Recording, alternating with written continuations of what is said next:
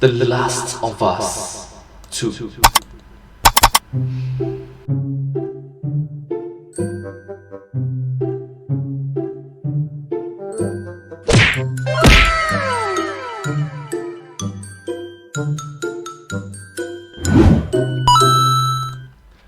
Alright, hi everyone, this video is not going to end well, so my apologies, this video did not age well, so yeah. Thank you so much, let's start the video.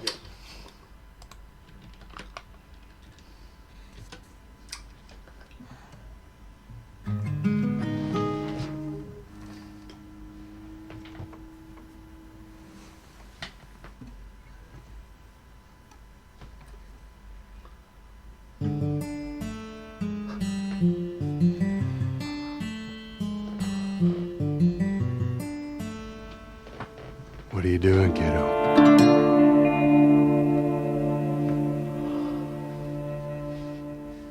Hello, Internet! Welcome to Game Theory.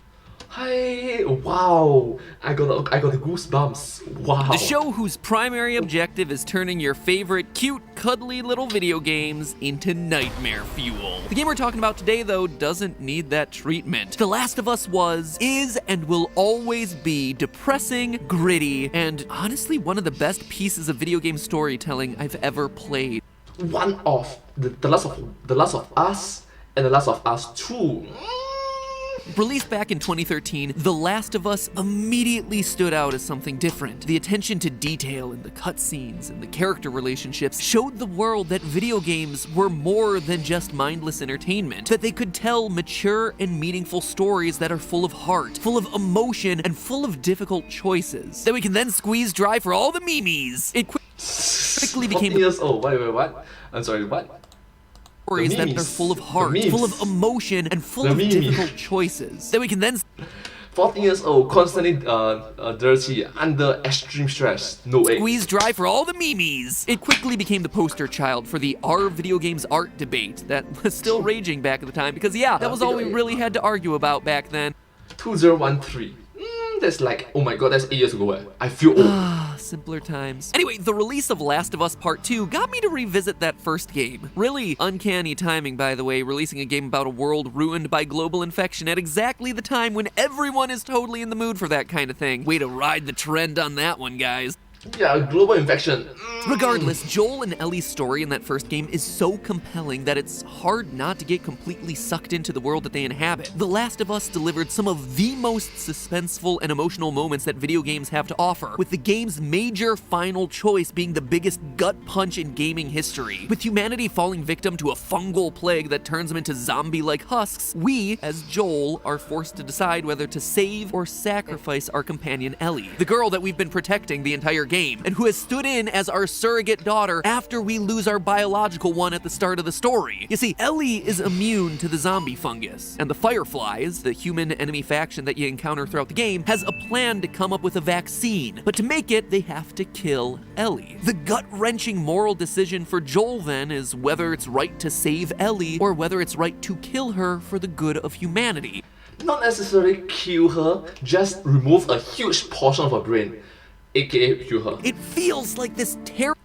So it's like, save Ellie, save humanity, save Ellie, save humanity. Well, that's the thing, we don't know what we don't know. Terrible moral dilemma for Joel, except it's completely meaningless. Utterly pointless. There is zero moral quandary here. No gray area. There is very clearly a right and wrong answer, and Joel absolutely made the right call in letting Ellie live. You see, the Fireflies' plan would never have worked. In fact, killing Ellie to make their vaccine is probably the single worst thing that they could have possibly done in that sort of situation. And that, my friends, is what we're covering today. How The Last of Us's biggest and most difficult choice wasn't ever that really hard of a decision to begin with. To understand why, we have to talk about the zombie infection in this game. The main menace plaguing humanity in The Last of Us is the cordyceps brain infection. Cordyceps is actually the name of a real-world genus of fungi, and if the idea of a fungus somehow hijacking people's brains and turning them into zombies seems outlandish, well, it's not that far from the truth. Not in humans, yet, but definitely in other species. We've talked about Not this in before in a humans previous theory, but to yet. recap here, one specific species of cordyceps fungus works by infecting ants and compelling them to find a location that's ideal for the fungus to reproduce. The ant bites into the vein of a leaf and stays there for a period of 10 to 14 days, during which time the ant's body rots away, feeding the fungus as it creates more spores that it can scatter to the wind. Thus, cordyceps infects more ants and continues this cycle of hijacking bodies and reproducing. Perhaps most horrifying of all, though, is that some biologists believe that the hijacked ant remains conscious during this entire process, unable to control its own body, but still awake as its body is manipulated and consumed by the fungus. What?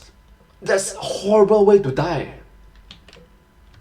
Now that is nightmare fuel. Imagine being left conscious during the process of your own zombification, a helpless passenger in your own body. It's horrific. Nature is the scariest creepypasta out there, which is why you should always stay indoors where it's safe and play video games all day. Tell that one to your parents and loved ones. So needless to say, the idea of the cordyceps brain infection in Last of Us acting as a fungus that turns humans into clickers isn't as far-fetched as it might seem, which brings us to the main conflict of the game. The Fireflies want to capture Ellie, the only human who seems to be immune, so Who seems to be immune. they can pick apart her brain to engineer a vaccine which will help save humanity. Our main character, Joel, is having none of it, and he fights to protect Ellie from the Fireflies at all costs. For some people, this might seem like a moral debate, but really, we can sidestep the premise entirely by looking at what's really going on with the science. The Fireflies' goal is to fight the cordyceps brain infection by finding a vaccine. Whatever happened to me is the key to finding a vaccine. The doctors tell me the cordyceps, the growth inside her, has somehow mutated. It's why she's immune. Once they remove it, they'll be able to reverse engineer a vaccine. A vaccine. But what is a vaccine, really? Well, first off, a vaccine is entirely preventative. If you're already infected, a vaccine ain't gonna be doing you any good. True, it's to prevent. If you get it, then A vaccine works by preparing you for infection. preparing you for infection. Whenever your body encounters a new kind of contamination, your body's immune system kicks into high gear and destroys it, or at the very least, does its best. The problem is that sometimes your body's immune system isn't fast enough. Viruses can multiply inside your body exponentially, and sometimes by the time your immune system has kicked it into high gear and figured out the right tools for the job, the virus has grown out of control. Basically, the immune system is kind of like a research and development department responding to alien invasions. It has to develop weapons to combat the attackers as the war is being fought. The weapons it creates are really effective, but they would be much more effective if they could be deployed at the start of the war, right as the enemy was first showing up. That's right. You don't want a situation where, by the time you finally develop the weapons that can fight off the invaders have already wiped out most of your population. And that's the idea behind vaccines. They kickstart the immune system and prepare it against future infection by Prepare yourself.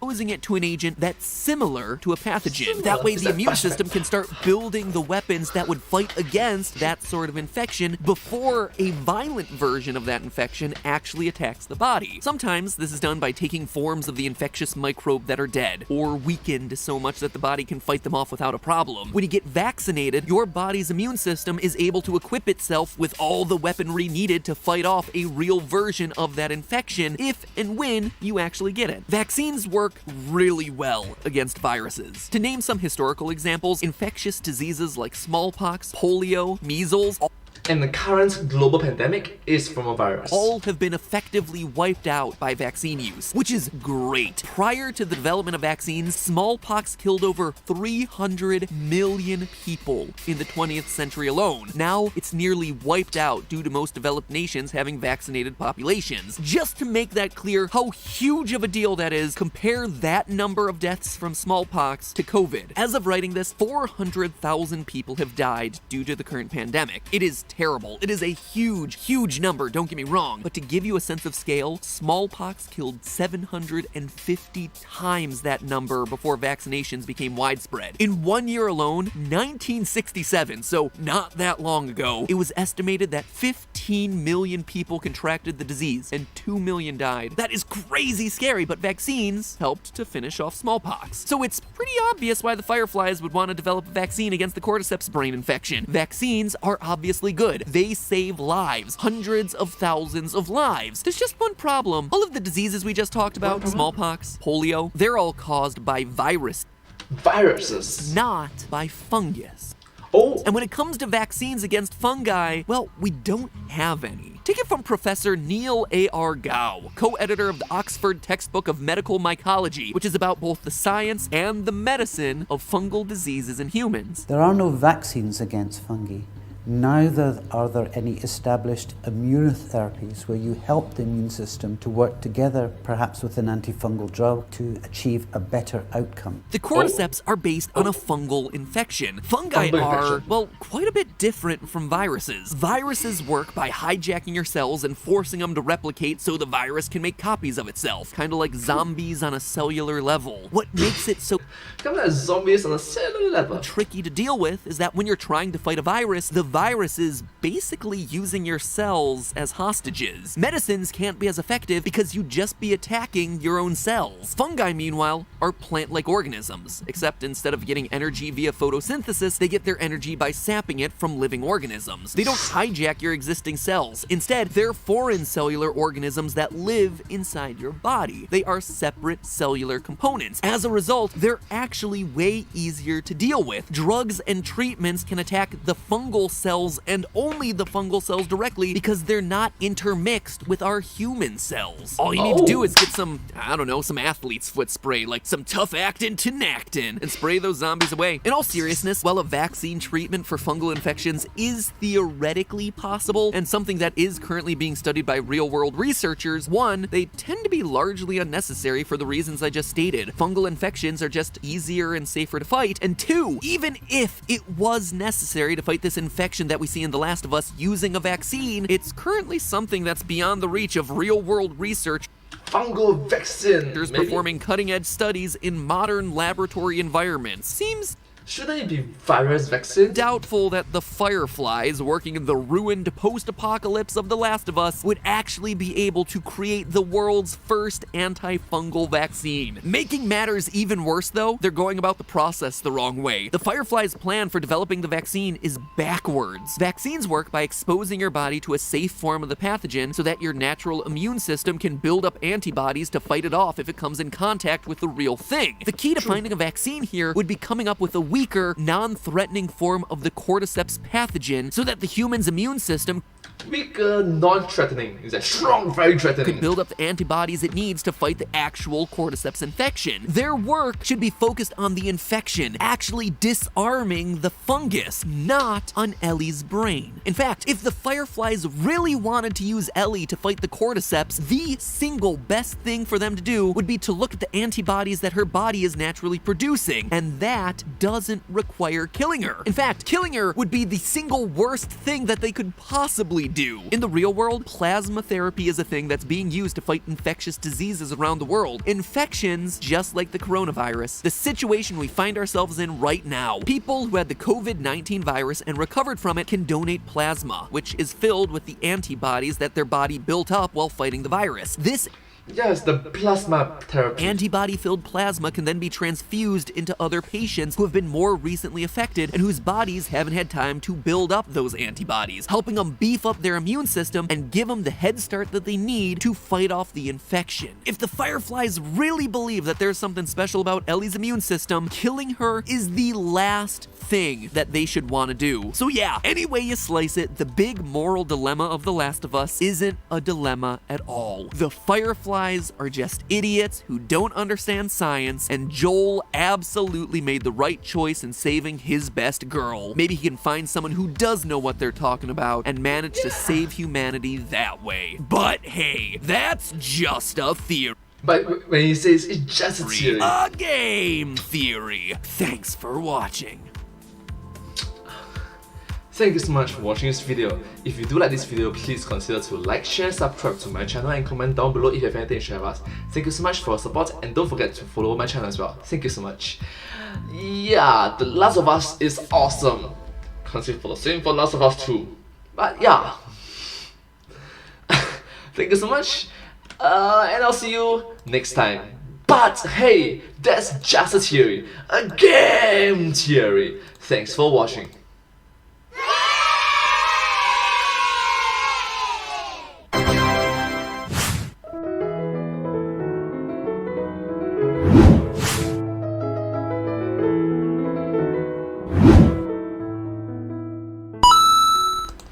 Thank you so much for watching this video. This video came up from the YouTube channel The Game Theorists back in the year 2020 last year, not 2021. If you do like this video, please remember to watch more of their videos because I'm a huge fan of their work, so yeah. Thank you so much. Bye bye. See you next time.